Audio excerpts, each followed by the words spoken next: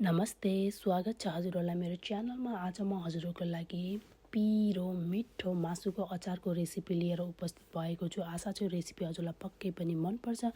यसरी बनाउनु भयो भने चाहिँ यो मासुको अचार लामो समयसम्म हजुरले राखेर खान सक्नुहुन्छ। यसको लागि चाहिँ बोनलेस चिकन लिएको छु मैले र रातो खुर्सानीलाई तातो पानीमा भिजाएको छु। त्यस साथै लसुन, नुन, बेसार, भिनेगर, तेल, सोप, जिरा, तोरी, मेथी, धनिया, मरिच र टिमुर लिएको छु। अब पकाउनको लागि स्टार्ट गरौँ है त। एउटा फराकिलो प्यान लिएको छु। त्यसमाथि चाहिँ मैले मेथी, जिरा, धनिया, सोप, टिमुर, मरिच र तोरीलाई चाहिँ माथिबाट राखेर यसलाई 2-3 मिनट जति मैले रोस्ट गरेको छु। यसलाई राम्रोसँग भुटिन दिनुपर्ने हुन्छ र यो भुटिसके पछाडि यसलाई साइडमा मैले सेलाउनको लागि राखिदिन्छु र साथै सेलिसके पछाडि मैले यसलाई ब्लेन्ड गरिदिन्छु। र त्यसै प्यानमा चाहिँ मैले अलि धेरै तेल तात्नको लागि छोडिदिएँ र तेल तातिसके पछाडि मैले कुखुराको मासु त्यसमाथि राख्दै गएको छु। हजुरहरूले हेर्न सक्नुहुन्छ। यही प्रोसेसमा हजुरहरूले कुखुराको मासु होइन म अरूको मासुको अचार बनाउँछु भनेर सोच गर्नुहुन्छ भने पनि प्रोसेस एउटै हो। त्यसमाथि चाहिँ बफ, मटन, पोर्क जे बनाउँदा पनि हुन्छ। मैले अन्दाजी 1 केजी जति मासु लिएको छु। मैले ग्यासको हिट चाहिँ मिडियममा राखेको छु। झन्झट नमानिकन यसलाई बिस्तारै बिस्तारै चलाउँदै भुट्दै जानुपर्ने हुन्छ। सबै मासु राम्रोसँग रातो रातो भइसकेको छ, हेर्न सक्नुहुन्छ। यसरी बनाउनु भयो भने हजुरहरूले यो अचार लामो समयसम्म राखेर खान सक्नुहुन्छ। र मैले त्यसलाई साइडमा राखिसकेको छु। मसलालाई मैले ब्लेन्ड गरिसकेँ।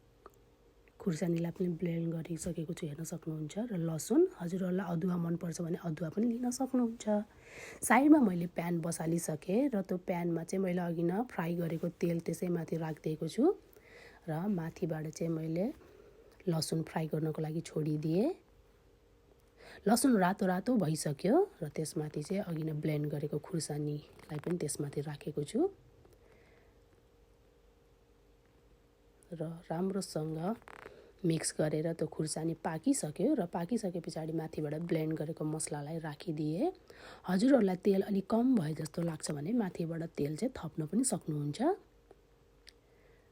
र माथिबाट मैले स्वादअनुसारले नुन राखिदिएँ, थोरै बेसार, फेरि राम्रोसँग मिक्स गरेर एकछिन पाक्न दिएको छु मसलालाई। र अघि न फ्राई गरिसकेको चिकनलाई त्यसमाथि राखिदिएँ र राम्रोसँग मिक्स गरेर मैले थोरै भिनेगर माथिबाट राखेको छु। हजुरहरू मेरो च्यानलमा नयाँ हुनुहुन्छ भने प्लिज मेरो च्यानललाई लाइक, सेयर, सब्सक्राइब गर्न चाहिँ नभुल्नुहोला। साथै यस्तै मिठो रेसिपीको लागि चाहिँ हजुरहरूले मेरो च्यानललाई सब्सक्राइब गर्नुपर्ने हुन्छ। साथै हजुरहरूलाई यो रेसिपी मन पर्यो भने साथीहरू बीच सेयर पनि गर्न सक्नुहुन्छ र मलाई सल्लाह सुझाव पनि दिन नभुल्नुहोला।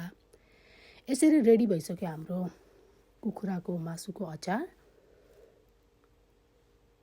यसलाई मैले साइडमा एकछिन कुल डाउन हुन दिएको छु। एकछिन कम्प्लिटली सेलाइसके पछाडि मैले एउटा एयर टाइट कन्टेनर बोतल लिएको छु र त्यो बोतलमा चाहिँ मैले थोरै बिस्तारै गर्दै त्यसलाई बनाएको मासुको अचारलाई राखिदिएँ।